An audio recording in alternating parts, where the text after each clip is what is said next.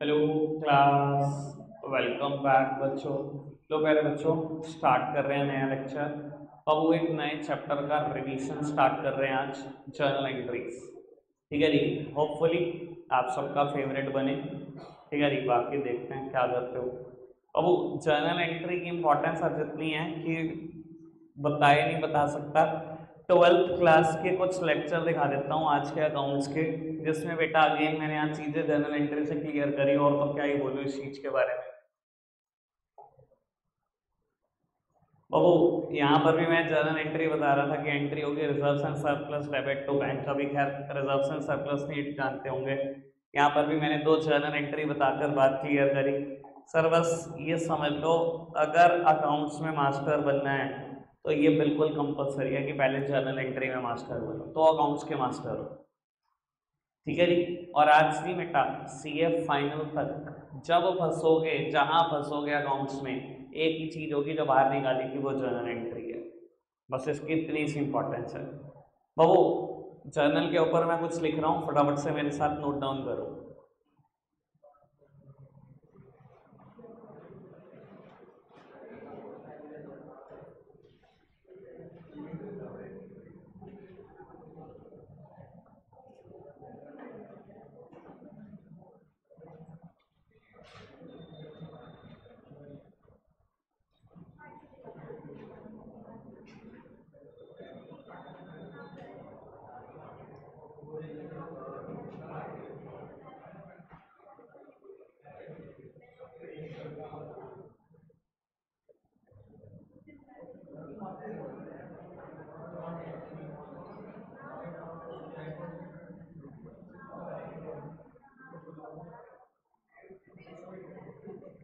फटाफट से note down करना। लोग उत्तर सामने देखते हैं, समझते हैं चीजों को। बेटा लिखा है मैंने, journal is a subsidiary book. जिन्होंने बेटा सब्सिडरी बुक चैप्टर पढ़ लिया उन्हें बहुत अच्छे से पता होगा कि जर्नल एक सब्सिडरी बुक है। याद है हमने सब्सिडरी बुक में purchase book, cell book, purchase return book, cell return book, और जो एंट्री इन चारों में कहीं ना जाए वो जर्नल प्रॉपर में रिकॉर्ड होती थी। वो जिन्होंने पढ़ लिया सर उनके लिए, नए बच्चों के लिए बात नहीं है। जर्नल एक सब्सिडरी बुक है, ब्रैकेट में मैंने लिखा बुक ऑफ ओरिजिनल एंट्री। पढ़ियो मीन में बुक ऑफ ओरिजिनल एंट्री। अब वो इसका मतलब है फर्स्ट ऑफ ऑल, अगर ट्रांजैक्शन कहीं रिकॉर्ड होती हैं तो बेटा जर्नल में होती हैं। बुक ऑफ ओरिजिनल एंट्री है, सबसे पहली बार कहीं ट्रांजैक्शन रिकॉर्ड होती हैं तो बेटा जर्नल में होती हैं।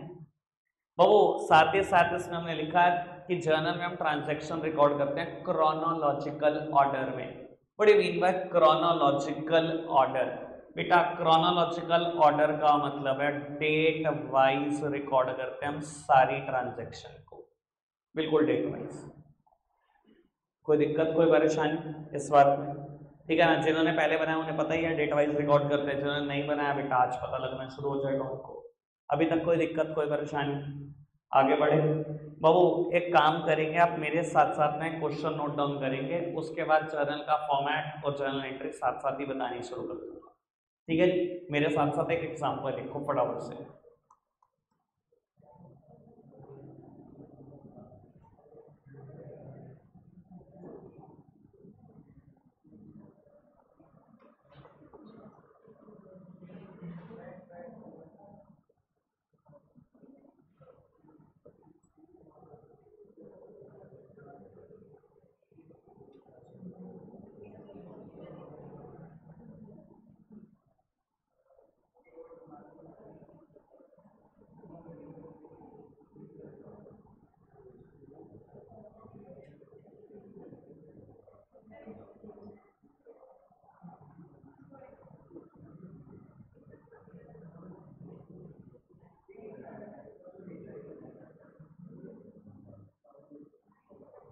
और वो लिख लो स्पीड बढ़ाकर, आवाज ना आए।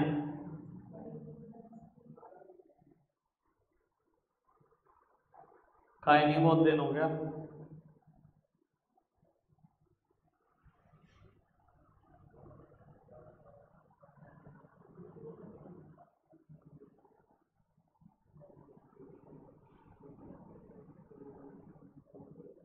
लिखो फटाफट से। लोग उत्तर सामने देखो, जर्नल एंट्री का फॉर्मेट और जर्नल एंट्री कैसे रिकॉर्ड करते हैं ये सीखते हैं। बेटा आप एक फुल पेज का फॉर्मेट बनाओगे जो 5 अलग अलग कॉलम से मिलकर बनेगा। सबके साइज एक बार देख लो, कॉलम के कितने बनेंगे। बेटा first column is of date, इतना ही बड़ा बनाओ कि डेट आ सके। बाबू second column is of particulars, जो एक ठीक ठाक लेंथ का होगा। सारी जर्नल एंट्री का जिक्र आपने पर्टिकुलर्स में करना है। Third column is of L F simply means lecture folio, ठीक है जी। उसके बाद बेटा fourth column is of amount debit and fifth column is of amount credit, ठीक है जी। बाबू 5 कॉलम से मिलकर बना फॉर्मेट है date, particulars, LF, amount debit, amount credit. बेटा ये एलएफ क्या चीज है? एलएफ का मतलब है बेटा ledger folio. Folio means page number. और एक बार लेजर खत्म हो जाए तो बेटा मैं जो भैया आपने कल अकाउंट बनाए थे उसमें जेएफ का मतलब भी क्लियर कर दूंगा आपको, और बेटा यहाँ पर एलएफ का क्या मतलब है वो भी क्लियर कर दूंगा, ठीक है जी। आप एक बार खत्म कर लो लेक्चर चैप्टर, फिर जेएफ और एलएफ का मतलब मैं एक बार दोबारा बता दूंगा, ठीक है जी। फॉर्मेट डन, फॉर्मेट बनाओ सारे के सारे। पार्थ भाई जितना कॉलम पर्टिकुलर सामने देखेंगे अगले 10 मिनट के लिए, अगले 10 मिनट कुछ मत लिखना, उसके बाद एक ही बारी में लिख लेना, क्योंकि सारे क्वेश्चन आपने ही करने हैं बेटा। प्लीज मेरी तरफ देखो सामने।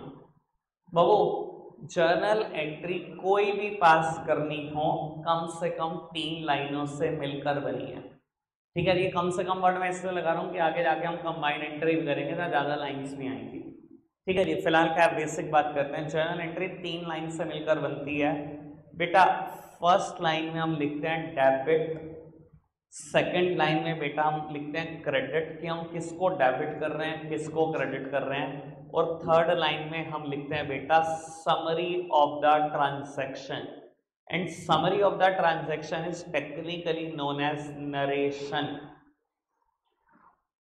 बाबू मैंने आज ही वर्ड बोला है समरी, मैं कल से कभी वर्ड नहीं बोलूंगा समरी लिखो, मैं हमेशा बोलूंगा जर्नल एंट्री की नरेशन लिख दो बेटा, ठीक है जी। फर्स्ट लाइन जिसमें हम लिखते हैं डेबिट किसको किया, किस अकाउंट को डेबिट किया।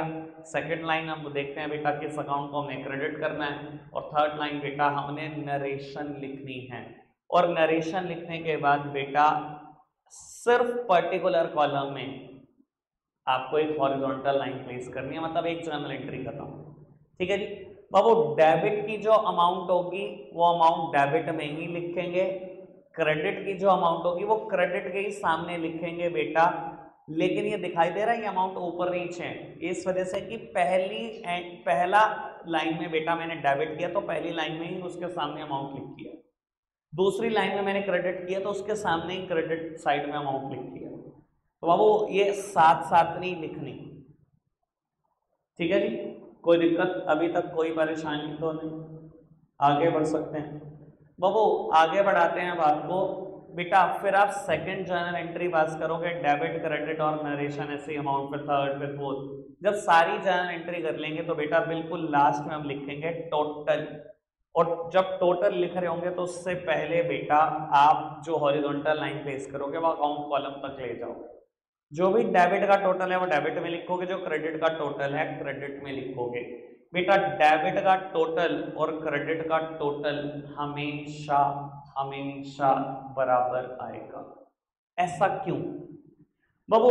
पहली बात तो यहीं पर जो डेबिट में लिखोगे वो क्रेडिट में लिखोगे, इस वजह से बराबर आएगा। ये डेबिट और क्रेडिट हमेशा बराबर क्यों आते हैं बेटा? एक प्रिंसिपल है इसके पीछे जो मुझे बोलता है ऐसा करने के लिए। प्रिंसिपल का नाम है डुअल एस्पेक्ट। अभी मैं बता तो चुका हूँ इसके बारे में बाबू, नए बच्चों को लेकिन डेबिट और क्रेडिट के बारे में भी कुछ नहीं पता। मैंने आपको कहा था डुअल एस्पेक्ट कुल मिलाकर 3 बातें कहता है।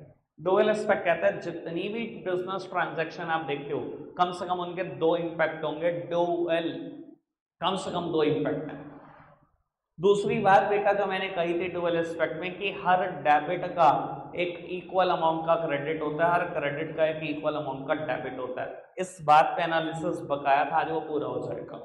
और तीसरी बात हमने लिखी थी, हर एसेट्स के बिल्कुल बराबर लायबिलिटीज होती हैं। और बेटा तीसरी बात की वजह से ही मुझे बैलेंस शीट मिली थी, ठीक है ना, हर एसेट्स के बराबर लायबिलिटीज होती हैं, इसी की वजह से तो बैलेंस शीट मिली थी। तो बाबू वो डुअल एस्पेक्ट की जो दूसरी बात है कि हर डेबिट के बिल्कुल बराबर क्रेडिट होता है, वो चर्चा को हम आज आगे बढ़ा रहे हैं, ठीक है जी।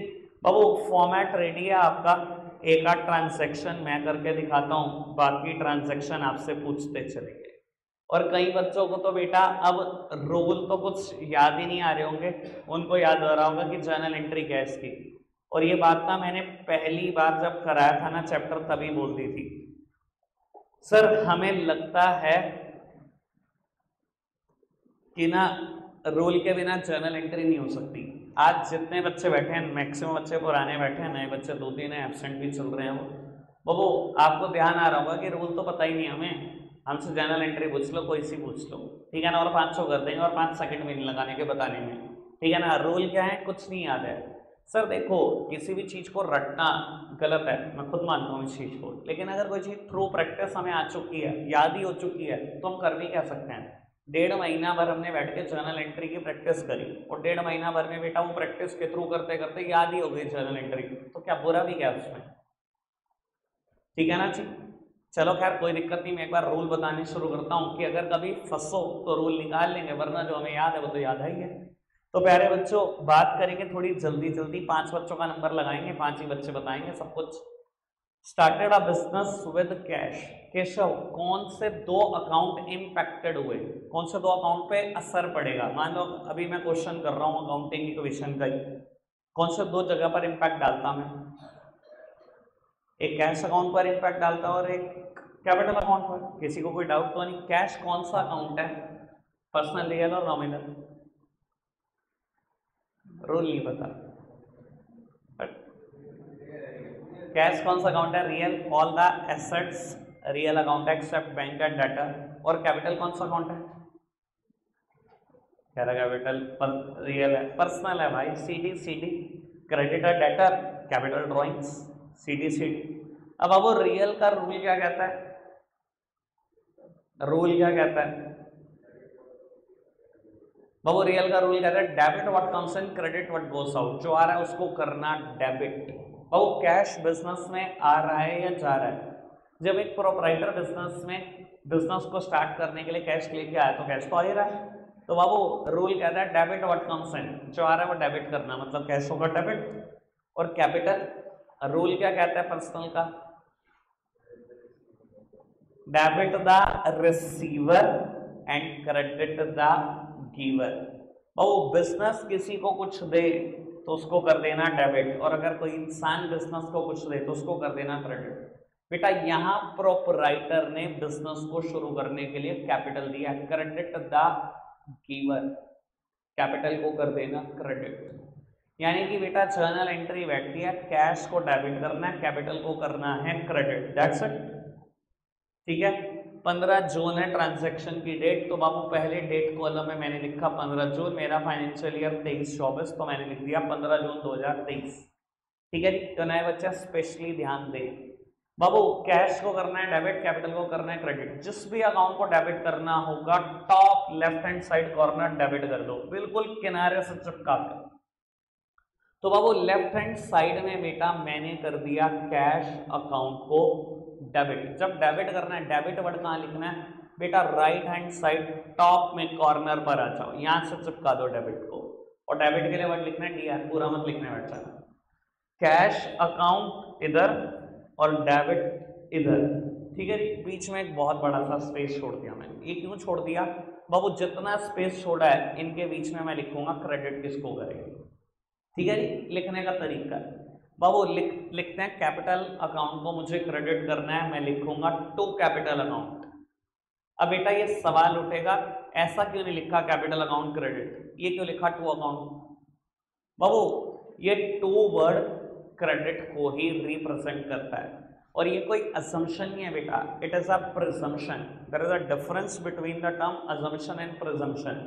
असम्पशन क्या होता है, मैंने मान लिया सब, प्रिजम्पशन क्या होता है? प्रथा चलती आ रही है, ऐसा ही करना है। तो बेटा ये प्रिजम्पशन है, ये प्रथा चलती आ रही है।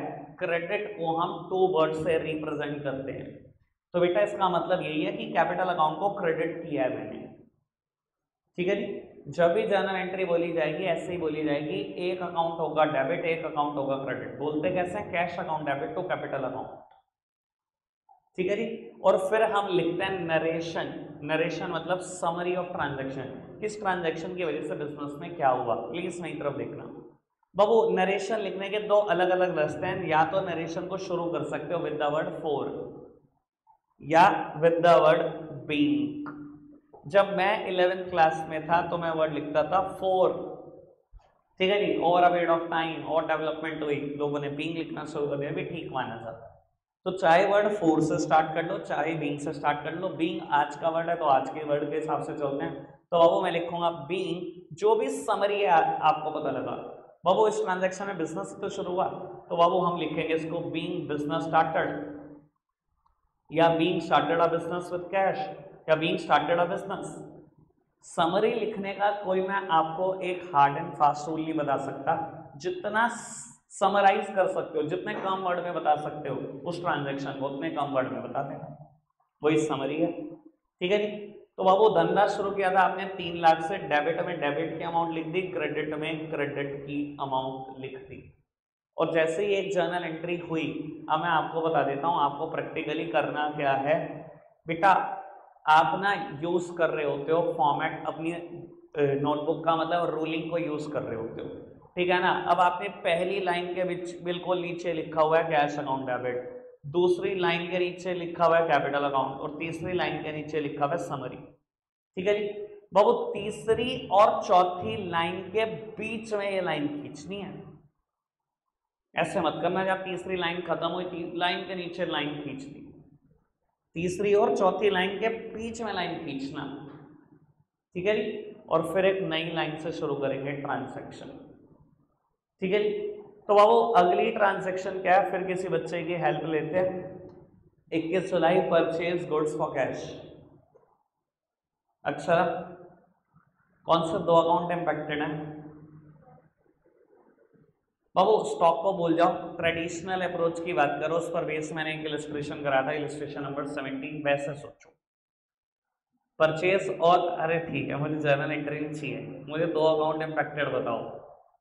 अगर आपको ऐसे पढ़ाया होता, मैंने यहाँ रुके होते आज तक। यहाँ दूसरी एंट्री में मैंने बताया था purchase account debit to cash account, नहीं मुझे ऐसे बता दिया। ऐसे नहीं बताना, अभी तो पहले पुराने तरीके से चलो। 2 अकाउंट इंपैक्टेड है, one is purchase and second one is cash. Purchase पे कौन से रूल? नॉमिनल के रूल। रूल क्या कहता है?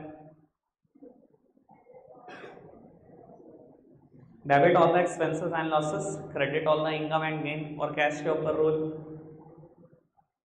रियल। रूल क्या कहता है? Debit what comes in and credit what goes out. Babu nominal का रूल कहता है debit all the expenses and losses, दुनिया के सारे खर्चे सारे लॉसेस को करना डेबिट। दुनिया के सारे खर्चे सारे लॉसेस को करना डेबिट। सर परचेज एक नॉर्मल बिजनेस एक्सपेंस है तो उसको करना डेबिट। और बेटा कैश पे रूल लगते हैं रियल अकाउंट के, जो कहता है debit what comes in credit what goes out. जब गुड्स खरीद कर ला रहा हूं, सर कैश बिजनेस में आ रहा है या जा रहा है? ऑब्वियसली बेटा कैश बिजनेस से जा रहा है, गुड्स आ रहे हैं और कैश जा रहा है। कैश जा रहा है तो करना क्रेडिट, यानी कि बेटा परचेज अकाउंट होगा डेबिट और कैश अकाउंट होगा क्रेडिट। तो बाबू 21 जुलाई की ट्रांजैक्शन, परचेज होगा डेबिट, कैश होगा क्रेडिट। बेटा परचेज को कर दो डेबिट। बाबू कॉर्नर ढूंढ लेना लेफ्ट हैंड साइड का, purchase account, right hand side का कॉर्नर डेबिट। ठीक है जी। कैश अकाउंट को करना है क्रेडिट, जो बीच में स्पेस छोड़ा वहीं लिखेंगे टू कैश अकाउंट और लिखेंगे बीइंग गुड्स परचेज्ड। जितना छोटा बना सकते हो समरी को उतना छोटा सोच लेना। ठीक है जी। और 20,000 से मैंने किसको कर दिया डेबिट। ठीक है जी। नेक्स्ट वन बाबू ट्रांजैक्शन है 18 सितंबर, sale goods, sold goods.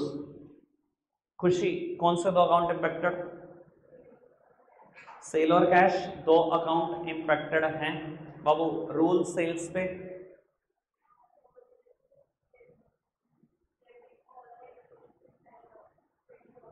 Debit all the expensive analysis, credit all the income and gain. Cash पर बाबू debit what comes in and credit what goes out. अब गुड्स बेच रहा हूं, कैश बिजनेस में आ रहा है, debit what comes in. Babu cash आ रहा है तो कैश को करना डेबिट, और सेल के ऊपर नॉमिनल अकाउंट का रूल जो कहता है debit all the expensive losses, credit all the income and gain. Sale is a normal business income, तो बेटा उसको मुझे करना है क्रेडिट। तो यानी कि एंट्री बनेगी cash account debit to sales account. बाबू ट्रांजैक्शन कर रहा हूं cash account debit to sales account, being good sold.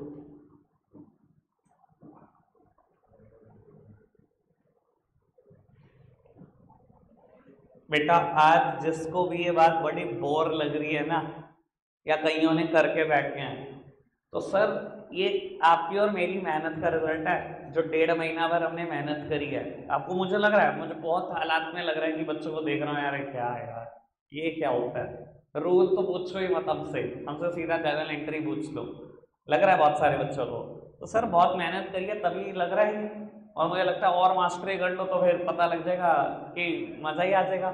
Commerce side करने का इतना मन कर जाएगा, आपको लगेगा कि यार सीए बन सकते हैं। 12th में देख लेना, आपको सच में लगेगा अगर आप जनरल एंट्री के मास्टर हो, आपको लगेगा यार मैं तो सीए भी कर सकता हूँ यार, इतनी मेरी अकाउंट स्ट्रॉन्ग हो चुकी है अब।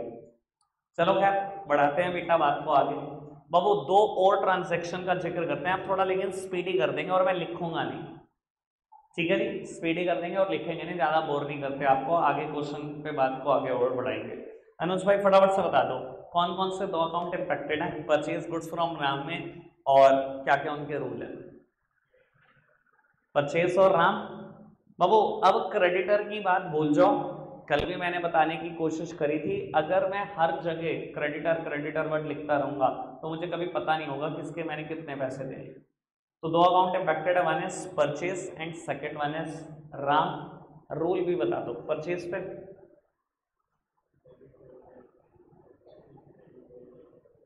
नॉमिनल के रूल लगेंगे, debit all the expensive losses, credit all the income and gain. Ram पर पर्सनल के rule, debit the receiver, credit the giver. Babu purchase और राम इंपैक्टेड हैं, परचेज पे रूल लगेगा debit of expensive losses. Purchase का normal business expense को debit कर देना रूल के हिसाब से, और राम बेटा क्या है क्रेडिटर है, रूल लगेंगे debit the receiver, credit the giver. इधर देखना debit the receiver, credit the giver. बेटा राम बिजनेस को कुछ दे रहा है, आपने नहीं कुछ दिया, क्रेडिट द गिवर, राम को करना क्रेडिट। बस एक बात मैं पूरी जर्नल एंट्री नहीं लिख रहा हूं बेटा, जब आप डेबिट वाली बात लिख दोगे परचेज अकाउंट डेबिट करा, क्रेडिट वाली बात लिखने लगोगे तो लिखना टू राम, कोई नहीं लिखेगा राम अकाउंट। राम अकाउंट कोई चीज नहीं होती, और अगर लिखने का ही मूड चला है अकाउंट तो बेटा अपोस्ट्रोफी एस लगा के लिखना राम्स अकाउंट। किसी भी नाम के आगे अकाउंट वर्ड नहीं लिखना, लिखना का बहुत शौक है तो अपोस्ट्रोफी एस लगा के लिखना, वरना लिखना टू राम सिर्फ, ठीक है जी। ऐसे ही बात अगले नाम में भी आएगी, सोल्ड गुड्स टू श्याम 40,000 रुपए अम्मी। कौन से दो अकाउंट इंपैक्टेड, क्या रूल। जनरल एंट्री में आनी मुझे, अकाउंट इंपैक्टेड और रूल।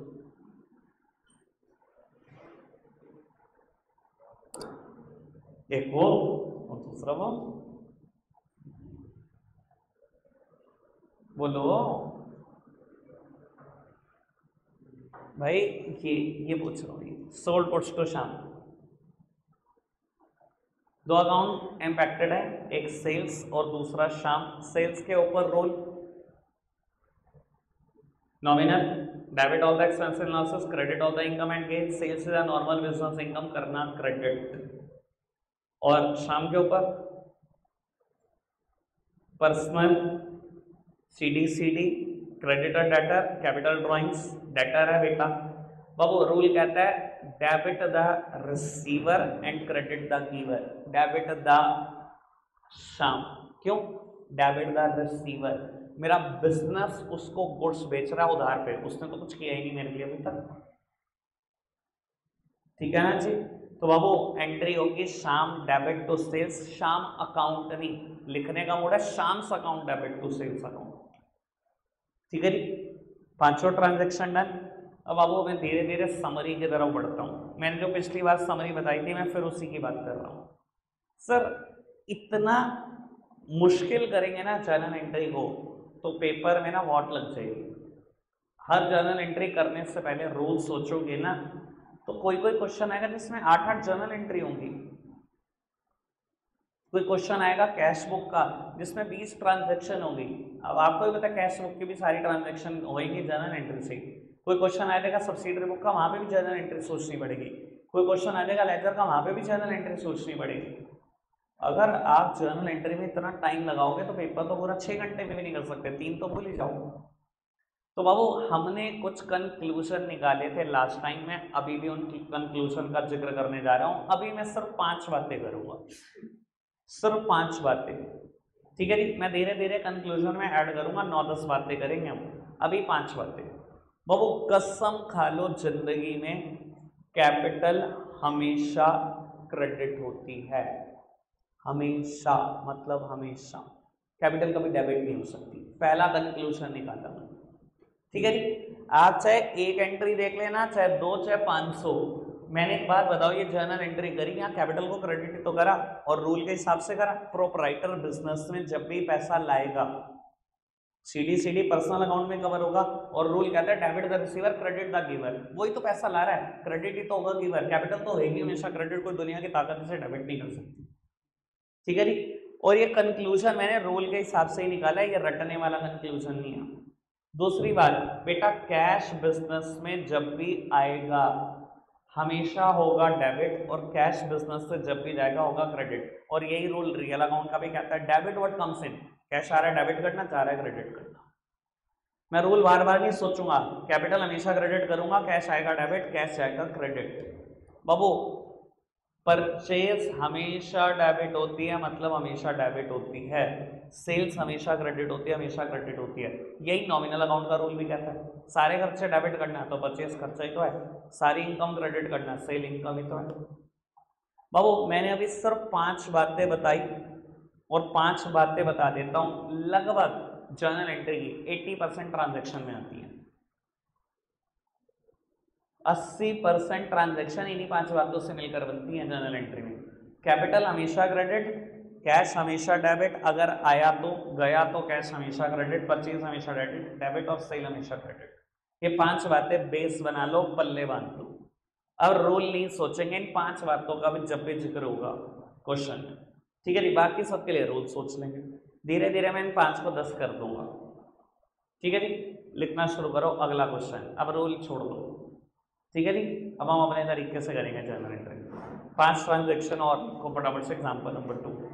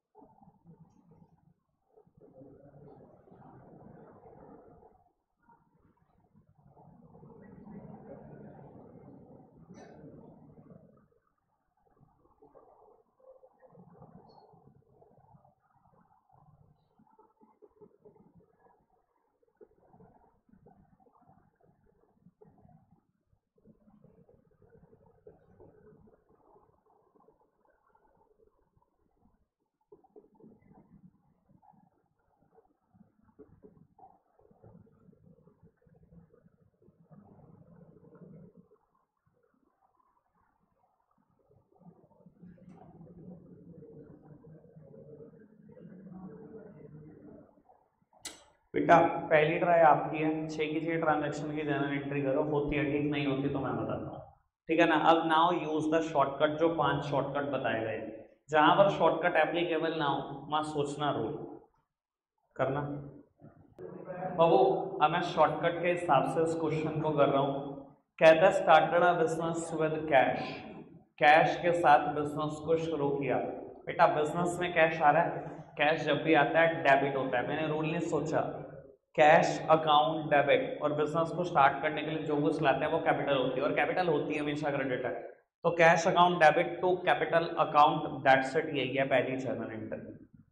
दूसरी जर्नल एंट्री कहता है परचेज गुड्स फ्रॉम कशिश 3 लाख रुपए।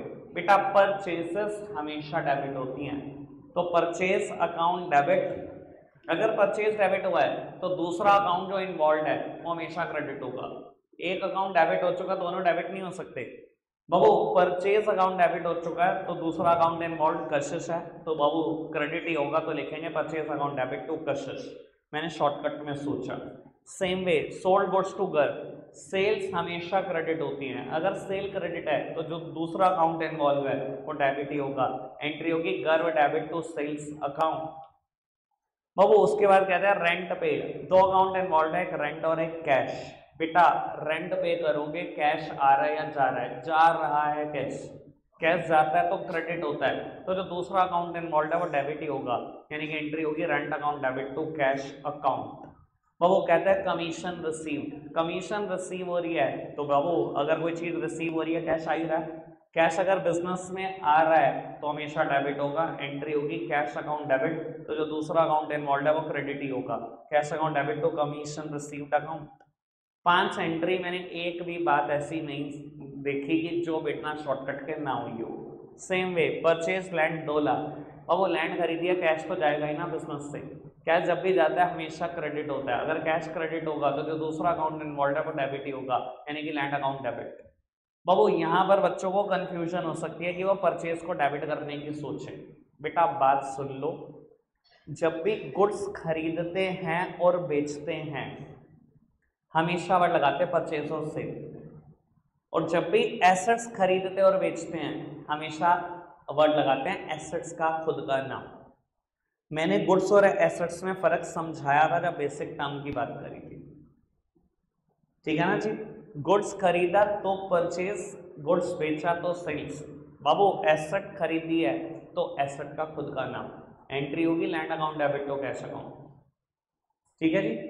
कोई दिक्कत कोई परेशानी तो नहीं। एक बात का और जिक्र कर दो फिर मैं वाइंड अप कर देता हूं। अगर मान लो ये बिजनेस शुरू किया होता 3 चीजों से, कैश गुड्स और फर्नीचर, बस ये एंट्री और करके दिखाना एक लास्ट आज की।